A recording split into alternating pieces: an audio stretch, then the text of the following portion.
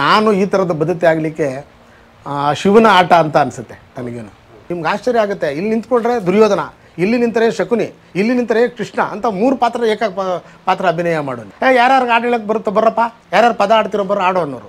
ದುರ್ಯೋಧನ ಪಾತ್ರ ಒಂದು ಹಾಡು ಆಡ್ಬಿಟ್ಟು ಬಂದು ಕೂತ್ಕೊಳ್ಳೇನೆ. ಶಕುನಿ ಪಾತ್ರ ಎಷ್ಟು ಚಂದ ಮಾಡೋಣ, ದಾಡಿ ಮೇಲೆ ಹಿಂಗೆ ಕೈ ಹಾಕ್ಕೊಂಡು ಫುಲ್ ಮಾನು ಆಕ್ಟಿಂಗ್ ಮಾಡ್ಬಿಡೋನೆ ಶಕುನಿ ಪಾತ್ರನ. ಮೊಟ್ಟ ಮೊದಲು ಸಿಕ್ಕಿದಂಥದ್ದು ನನಗೆ ಒಂದು ಸ್ಟೀಲ್ ಕಪ್ಪು.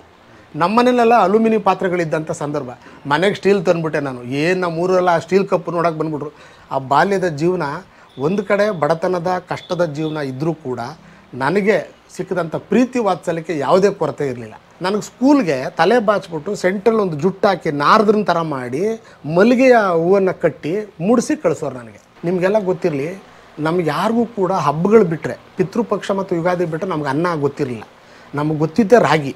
ಏನಾದರೂ ಅನ್ನ ಮಾಡಿದ್ರೆ ನನಗೊಂದು ಪಾಲು ಎತ್ತಿಡೋರು ಅವ್ರ ಮನೆಯಲ್ಲಿ. ಅಂದರೆ ನಾನು ಯಾಕೆ ಕೇಳ್ತಾ ಇದ್ದೀನಿ, ಸಂಬಂಧಗಳು. ಈಗ ನಮ್ಮ ಜೊತೆಲಿ ಅವ್ರು ಹುಟ್ಟಲಿಲ್ಲ, ಆದರೆ ಅವ್ರು ನಮಗೆ ಅಕ್ಕಂದರು, ನಮ್ಮಂದು ಹುಟ್ಟಲಿಲ್ಲ ಅವರು ಅಣ್ಣಂದರು. ಈ ಭಾವನೆಗಳಿದ್ದು ಇವತ್ತೆಲ್ಲಿದೆ?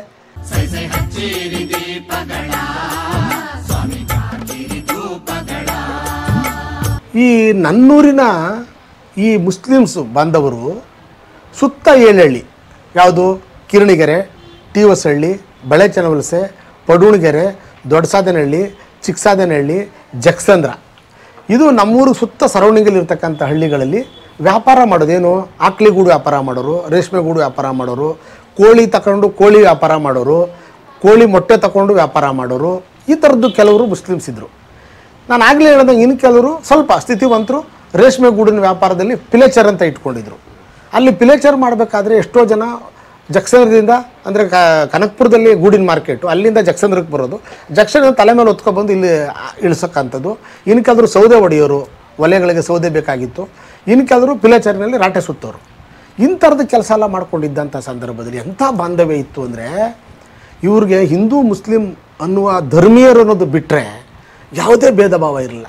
ಎಲ್ಲರೂ ಒಟ್ಟಾಗಿದ್ದಂಥದ್ದನ್ನು ನಾವು ನೋಡಿದಂಥ ಇದು. ಅಂದರೆ ನಾನು ಯಾಕೆ ಹೇಳ್ತೀನಿ, ಇವತ್ತು ಜನಪದ ಅಂತಕ್ಕಂಥದ್ದು ಎಷ್ಟು ಆಸು ಒಕ್ಕಾಗಿತ್ತು. ಇದು ಜನಪದ ಅಂತ ನಾನು ಭಾವಿಸಿದ್ದೀನಿ.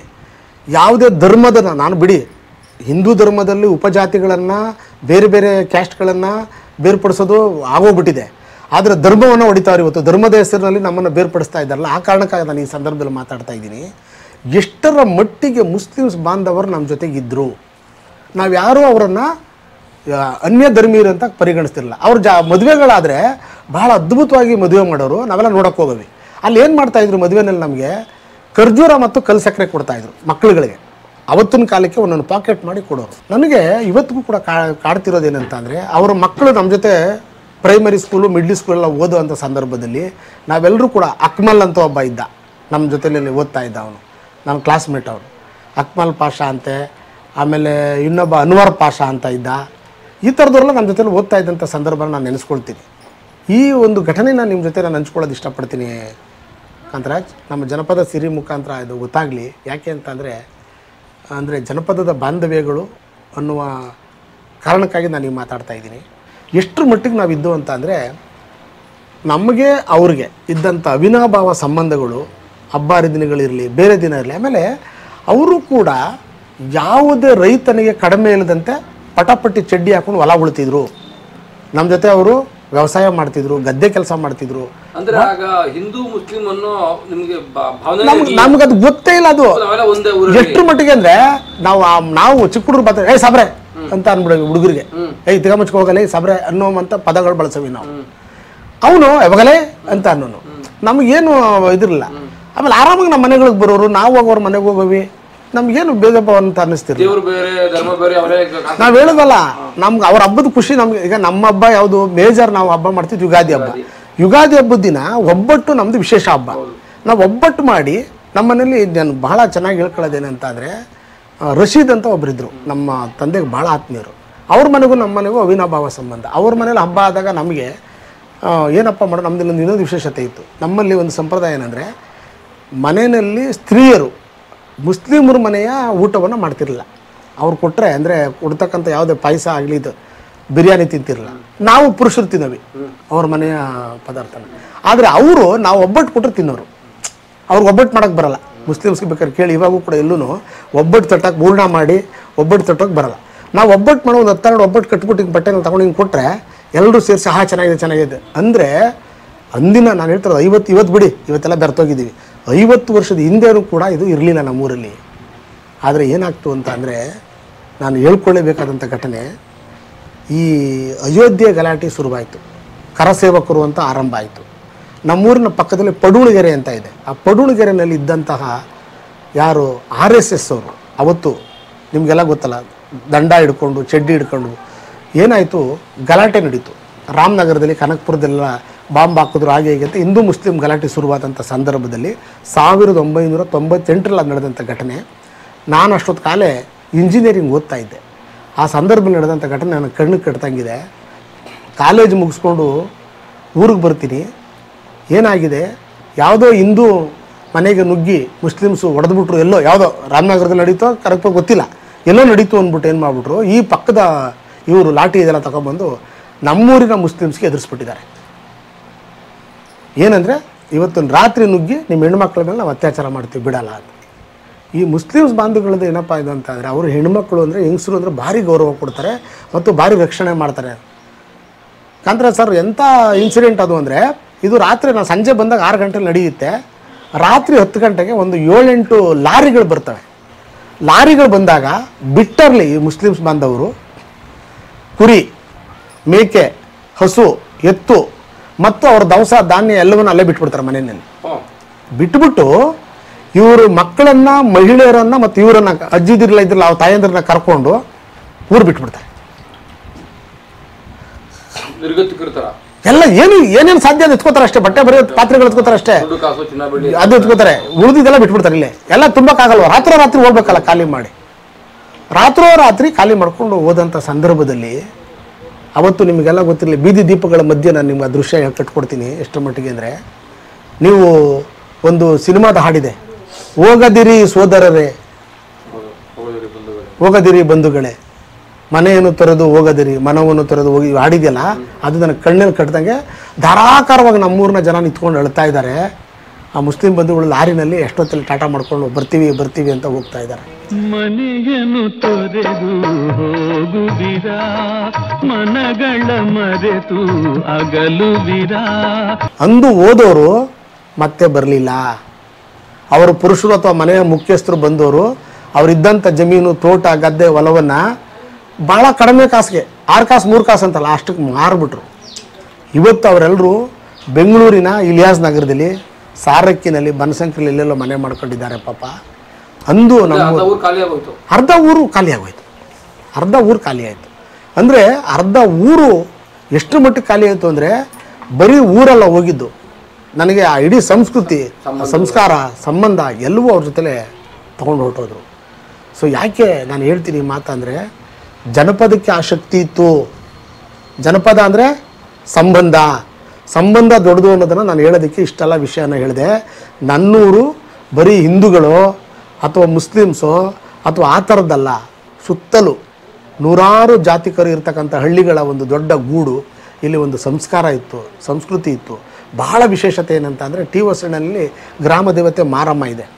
ಆ ಮಾರಮ್ಮನ ಹಬ್ಬವನ್ನು ಮಾಡ್ತಿದ್ದಿದ್ದು ನಾವು ಯಾರಂದರೆ 7 ಹಳ್ಳಿಯವರು ಸೇರಿ ಮಾಡ್ತಿದ್ವಿ. ಎಳವಾರ ಅಂತ ಕಟ್ತೀವಿ. ಆ ಎಳವಾರ ಕಟ್ಟಿ ಕೊಂಡಕ್ಕೆ ಸೌದೆಯನ್ನು ಹೊಡೆದು ಮರುದಿನ ಕೊಂಡ ಆಗಿ, ಬಂಡಿ ಆಗಿ, ಜಾತ್ರೆ ಆಗಿ, ನಮ್ಮ ಬಂಧು ಬಳಗನೆಲ್ಲ ಕರೆದು ಸಂಭ್ರಮ ಪಡ್ತಿದ್ದಂಥ ಆ ದಿನ ಇತ್ತಲ್ಲ, ಅದಕ್ಕೆ ಹೇಳೋದು ಸಂಬಂಧ ಅನ್ನೋದು ದೊಡ್ಡದು. ಇವತ್ತು ನಮ್ಮೂರಲ್ಲಿ ನಿಮಗೆಲ್ಲ ಗೊತ್ತು, ಮುನೇಶ್ವರ ಅಂತ ಮಾಡ್ತೀವಿ. ಮುನೇಶ್ವರ ಮುನಿ, ಇದು ಸುಮಾರು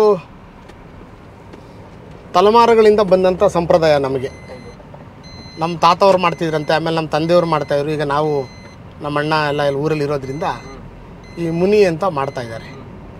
ಇದೇನಪ್ಪ ವಿಶೇಷತೆ ಅಂತ ಅಂದರೆ, ಇಲ್ಲಿ ಸೋಮಣ್ಣನ ಕೆರೆ ಅಂತ ಇದೆ. ಆ ಸೋಮಣ್ಣನ ಕೆರೆ ಹತ್ರ ಒಂದು ಆಲದ ಮರ ಇತ್ತು. ಆಲದ ಮರದ ಬುಡದಲ್ಲಿ ಯಾರೋ ಒಬ್ಬ ಮುನಿ ಇದ್ದಂತೆ. ಆತನ ಭಾಳ ಇವರೆಲ್ಲ ಪ್ರೇಯರ್ ಮಾಡ್ಕೋತಾ ಇದ್ರಂತೆ. ಈ ಥರದ್ದೇನೋ ಒಂದು ವಾಡಿಕೆ ಇದೆ.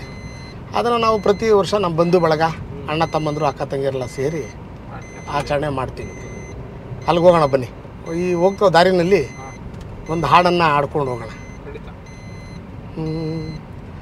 ಸೋಲಿಸಬ್ಯಾಡ ಗೆಲಿಸಯ್ಯ, ಸೋಲಿಸಬ್ಯಾಡ ಗೆಲಿಸಯ್ಯ, ಭೂಲೋಕದಯ್ಯ ದೇವಾನೇ ಸಯ್ಯ ಸೋಲಿಸಬ್ಯಾಡ ಗೆಲಿಸಯ್ಯ ಸೋಲಿಸಬ್ಯಾಡ ಗೆಲಿಸಯ್ಯ ಸೋಲಿಸಬ್ಯಾಡ ಗೆಲಿಸಯ್ಯ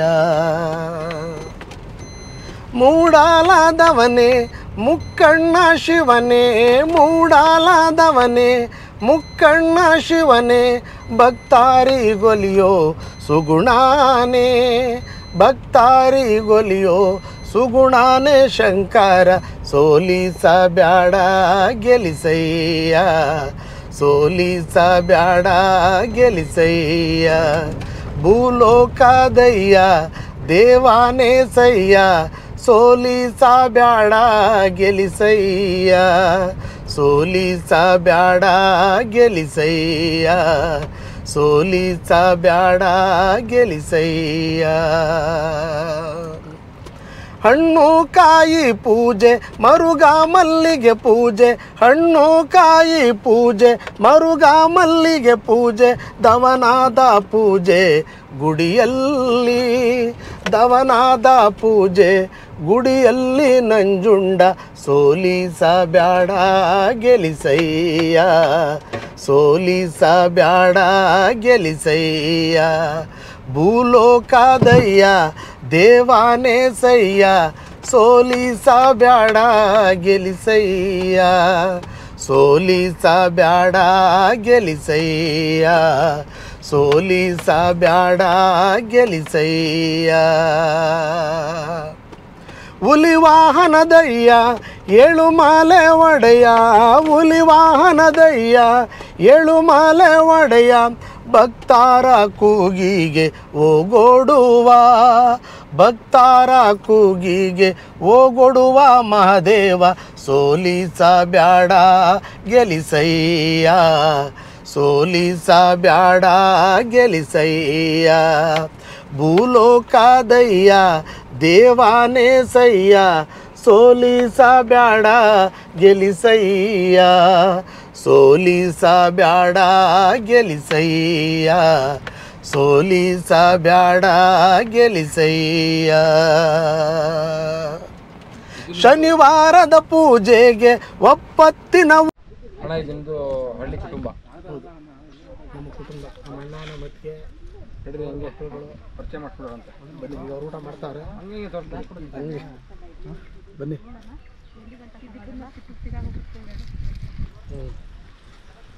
ಇವರು ನಮ್ಮ ಅಣ್ಣರು ಸಿದ್ದರಾಮಯ್ಯ ನಮಸ್ಕಾರ ಸರ್ ನಮಸ್ಕಾರ ಊಟ ಮಾಡಿ ಈಗ ಅವರು ನಮ್ಮ ಚಿಕ್ಕಕ್ಕ ಶಿವಲಿಂಗಮ್ಮ ಅಂತ ಹೇಳಿದಲ್ಲ ಆಗಲೇ ಸೋಪಾನ ಕಲಾವಿದ ಸೋಪಾನ ಕಲಾವಿದ ಅವರು ಅವನು ನೋಡಪ್ಪ ಅವ್ನ ಮೊಮ್ಮಗ ನಿಮ್ಮ ಅಣ್ಣ ಹಾಡಿದ್ರ ಇಲ್ಲ ಅವರು ಅವರೊಬ್ಬರೇ ಸ್ಪೆಷಲ್ ಮಾಡದೇ ಇರೋಂಥ ಕಲಾವಿದ ಇವ್ರೊಬ್ಬತ್ತಿಗೆ ನಮ್ಮ ಅಣ್ಣನ ಮಗಳು ಜ್ಯೋತಿ ನಿಲಯ ಜ್ಯೋತಿ ನಿಲಯ ಅವಳೆ ದೊಡ್ಡ ಮಗಳು ಹಣ್ಣು ಕಾಯಿ ಪೂಜೆ ಮರುಗ ಮಲ್ಲಿಗೆ ಪೂಜೆ ಹಣ್ಣು ಕಾಯಿ ಪೂಜೆ ಮರುಗ ಮಲ್ಲಿಗೆ ಪೂಜೆ ದವನಾದ ಪೂಜೆ ಗುಡಿಯಲ್ಲಿ ದವನಾದ ಪೂಜೆ ಗುಡಿಯಲ್ಲಿ ನಂಜುಂಡ ಸೋಲಿಸಬ್ಯಾಡ ಗೆಲಿಸೈ. ಸರ್, ಜೋಗಿಲ ಸಿದ್ದರಾಜು ಅಂದರೆ ಇವತ್ತು ಜಾನಪದ ಕ್ಷೇತ್ರದಲ್ಲಿ ಅತ್ಯಂತ ಉನ್ನತ ಮಟ್ಟದ ಹೆಸರು, ನಾವೆಲ್ಲರೂ ಅಭಿಮಾನದಿಂದ ಪ್ರೀತಿಸುವಂಥ ಹೆಸರದು. ನಿಮ್ಮ ಸಿದ್ದರಾಜುರವರ ಈ ಜಾನಪದ ಕ್ಷೇತ್ರದ ಎಂಟ್ರಿ ಹೇಗಾಯಿತು ಅಂತ? ನನಗೆ ಜಾನಪದ ಕ್ಷೇತ್ರ ಅಂತಂದ್ರೆ ಅದೇ ನಾನು ಹೇಳಿದ್ನಲ್ಲ, ನಾನು ಹೈಸ್ಕೂಲ್ ಇರಬೇಕಾದ್ರೆ ಜನಪದ ಗೀತೆಗಳನ್ನು ಹಾಡ್ತಾ ಇದ್ದೆ. ಕಾಲೇಜಿಗೆ ಬಂದಮೇಲೂ ಕೂಡ ಹಾಡ್ತಿದ್ದೆ. ಈ ಕಾಲೇಜಿಗೆ ಬಂದಾಗ ನನಗೆ ಸಿಕ್ಕಿದಂಥ ಒಂದು ದೊಡ್ಡ ಮೈಲೇಜ್ ಏನಂತ ಅಂದರೆ, ನಾಡೋಜ ಎಚ್ ಎಲ್ ನಾಯಗೌಡರು ಸ್ಥಾಪನೆ ಮಾಡಿರ್ತಕ್ಕಂಥ ಜಾನಪದ ಲೋಕ ನಮ್ಮ ರಾಮನಗರದಲ್ಲಿದೆ. ನಮ್ಮದು ಕನಕಪುರ. ಶನಿವಾರ ಭಾನುವಾರ ಬಂದರೆ ನಾನು ಜಾನಪದ ಲೋಕಕ್ಕೆ ಹೋಗ್ತಿದ್ದೆ. ಕಾರಣ ಯಾಕೆ ಅಂತ ಅಂದರೆ, ನನಗೆ ಜನಪದದ ಮೇಲೆ ಇದ್ದಂಥ ಗೀಳು, ಪ್ರೀತಿ. ಈಗ ನಾನು ಕಲ್ತಿರೋ ಒಂದು 10 ಹಾಡು ಕಲ್ತಿದ್ದೆ ಅಷ್ಟೊತ್ತಿಗೆ. ಇನ್ನೂ ಕಲಿಬೇಕಂತ ಹಂಬಲ. ಎಲ್ಲಿ ಸಿಗ್ತದೆ ಸೋರ್ಸು ಗೊತ್ತಿಲ್ಲ. ಅದಕ್ಕೆ ಮುಖ್ಯ ಕಾರಣಕರ್ತರು ಬೈರನಹಳ್ಳಿ ಶಿವರಾಮ್ ಅಂತ ರಂಗ ನಿರ್ದೇಶಕರು ಜನಪದ ಲೋಕದಲ್ಲಿದ್ದರು. ಅವರು ನಮ್ಮ ಕಾಲೇಜಿನ ಹಿರಿಯ ವಿದ್ಯಾರ್ಥಿ. ನಾನು PUC ಹೋದಾಗ ಅವ್ರು ಡಿಗ್ರಿ ಮುಗಿಸ್ಕೊಂಡು ಅಲ್ಲಿಗೆ ಹೋಗಿದ್ರು. Rural college. ಅದನ್ನು ಮುಗಿಸ್ಕೊಂಡು ಹೋದವ್ರು ಅವರು ಬೈರನಹಳ್ಳಿ ಶಿವರಾಮ್ ಅವರು. ನೀನಾಸಂ ಮುಗಿಸ್ಕೊಂಡು ಅಲ್ಲಿಗೆ ಬಂದಿದ್ರು.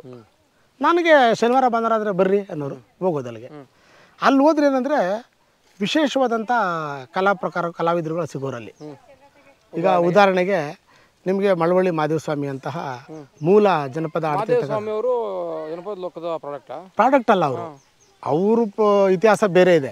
ಮಳವಳ್ಳಿಯವರು ಇಲ್ಲಿ ಕರೆಸೋರು ಅವ್ರನ್ನ ರಿಸೋರ್ಸ್ ಪರ್ಸನ್ ಆಗಿ. ಬನ್ನೂರು ಕೆಂಪಮ್ಮ, ಆಮೇಲೆ ದರೋಜಿ ಈರಮ್ಮ, ಇವ್ರ ಹೆಸರುಗಳು ನಾವು ಅಲ್ಲಿ ಕೇಳಿದ್ದು ಜನಪದ ಲೋಕದಲ್ಲಿ. ಆಮೇಲೆ ಸೋಬಾನೆ ಚಿಕ್ಕಮ್ಮ ಅಂತ ಅಜ್ಜಿ, ಅವರವೆಲ್ಲ ರೆಕಾರ್ಡ್ ಮಾಡಿ ಇಟ್ಟಿದ್ದಾರೆ ಎಲ್ಲಿ, ನಮ್ಮ ಜನಪದ ಲೋಕದಲ್ಲಿ. ನಮ್ಮ ಬೈರನಹಳ್ಳಿ ಶಿವರಾಮ್ ಏನು ಮಾಡೋರು, ವಿಡಿಯೋಸ್ಕೋಪ್ ರೂಮಲ್ಲಿ ಹಾಕ್ಬಿಟ್ಟು ತೋರಿಸೋರು. ನೋಡಿ ಸೋಬಾನ ಚಿಕ್ಕಮ್ಮ ಮಾಡಿರೋ ಹಾಡುಗಳು ಅಲ್ಲಿ. ಅದು ಸ್ಪೂಲಲ್ಲಿತ್ತು, ಟ್ರರ್ ಅಂತ ಹಿಂಗೆ ಓಡೋದು, ಸ್ಕ್ರೀನ್ ಮೇಲೆ ಬರೋದು, ನೋಡೋದು ನಾವು. HL ನಾಯಗೌಡರು ಸಂಚಾರ ಮಾಡಿ ಸಂಗ್ರಹ ಮಾಡಿರೋದು ಅವೆಲ್ಲ. ಆ ವಿಡಿಯೋ ನೋಡ್ತಾ, ಆಮೇಲೆ ಮೂಲ ಕಲಾವಿದ್ರಲ್ಲಿ ಬಂದಾಗ ಅವ್ರನ್ನ ನೋಡ್ತಾ ನನಗೆ ಮತ್ತಷ್ಟು ಕುತೂಹಲ ಹುಮ್ಮಸ್ಸು ಮುಡ್ತು. ಏನಂದರೆ ಎಂತೆಂಥ ಹಾಡುಗಳವಿಲ್ಲಿ. ಆ ಹಾಡುಗಳನ್ನ ನಾನು ಒಂದೊಂದೇ ಬಿಡಿ ಪದಗಳನ್ನ ಕಲಿತಾ ಹೋದೆ. ಈಗ ಉದಾಹರಣೆಗೆ ಸಿದ್ದಯ್ಯ ಸ್ವಾಮಿ ಬನ್ನಿ ಹಾಡನ್ನು ಮಂಟೇಸ್ವಾಮಿ ಮಹಾಕಾವ್ಯದಿಂದ ಆಯ್ದಂಥ ಒಂದು ಭಾಗ, ಅದು ಒಂದು ಗೀತೆ, ಬಿಡಿ ಗೀತೆ. ಅದನ್ನು ಮಳವಳ್ಳಿ ಮಾದೇವಸ್ವಾಮಿ ಭಾಳ ಸುಶ್ರಾವ್ಯವಾಗಿ ಆಡೋರು. ಕೇಳಿದ್ರು ಏನೋ ಆನಂದ ಆಗೋದು, ಎಷ್ಟು ಚೆನ್ನಾಗಿ ಆಡ್ತಾರಲ್ಲ. ಇನ್ನೊಬ್ಬರು ಈ ಕಂಸಾಳೆ ಮಾದೇವಸ್ವಾಮಿ ಅಂತ, ಅವರು ಮೈಸೂರಿನವರು, ಗುರುರಾಜ್ ಅವರಪ್ಪ ಅಲ್ಲ, ಈ ನಮ್ಮ ಕುಮಾರಸ್ವಾಮಿ ಅಂತ ಇದ್ದಾರೆ, ಅವ್ರ ತಂದೆ. ಅವರು ಕುಮಾರಸ್ವಾಮಿ ದೊಡ್ಡ ಕಲಾವಿದರು ಅಲ್ಲಿ. ನಮಗೆ ಅವ್ರ ಹೆಸರುಗಳು ಇವಾಗ ನೆನೆಸ್ಕೊಂಡ್ರೆ. ಆಮೇಲೆ ಇನ್ನೊಬ್ಬರು ಗೊರವೂರು ಕೆಂಚಮಲ್ಲಯ್ಯ ಅಂತ ಇದ್ದರು, ಅವರು ಅಲ್ಲಿ ಬಂದವ್ರಲ್ಲ ಹಂಗೇನೆ. ಬನ್ನೂರು ಕೆಂಪಮ್ಮನಿಂದ ಹಿಡ್ಕೊಂಡು, ಆಮೇಲೆ ತಂಬೂರಿ ಜವರಯ್ಯನಿಂದ ಹಿಡ್ಕೊಂಡು ಸುಮಾರು ಜನ ಕಲಾವಿದರಲ್ಲಿ ಬರೋರಲ್ಲ, ಮನೆ ತೀರ್ಕೊಂಡ್ರಲ್ಲ ಅವರು. ಇವ್ರನ್ನೆಲ್ಲ ನೋಡ್ತಾ ಇದ್ದೆ. ಆಮೇಲೆ ವರ್ಷಕ್ಕೊಂದ್ಸರಿ ಲೋಕೋತ್ಸವ ನಡೆಯೋದು. ಆ ಲೋಕೋತ್ಸವ ನಡೆಯೋದು ವಿಶೇಷ ಏನಪ್ಪ ಅಂದರೆ 2 ದಿನ ನಡೆಯುತ್ತದು, ಶನಿವಾರ ಮತ್ತು ಭಾನುವಾರ. ರಾಜ್ಯದ ಬೇರೆ ಬೇರೆ ಜಿಲ್ಲೆಯಿಂದ ಕರೆಸ್ಬಿಡೋರು ಕಲಾವಿದರನ್ನ. ಅಲ್ಲಿ ಯಾರಪ್ಪ ಇವರು, ಇಂತಿಂಥ ಪುಣ್ಯಾತ್ಮರವ್ರೆ. ಆಮೇಲೆ ಉತ್ತರ ಕರ್ನಾಟಕ ಕಡೆಯಿಂದ ಗೀಗಿ ಪದದ ಅನುಭವ ಬಂದ್ಬಿಡೋರು. ರಾಧಾಬಾಯಿ ಬೆಳಗಾವಿಯಿಂದ ಬಂದ್ಬಿಡೋರು.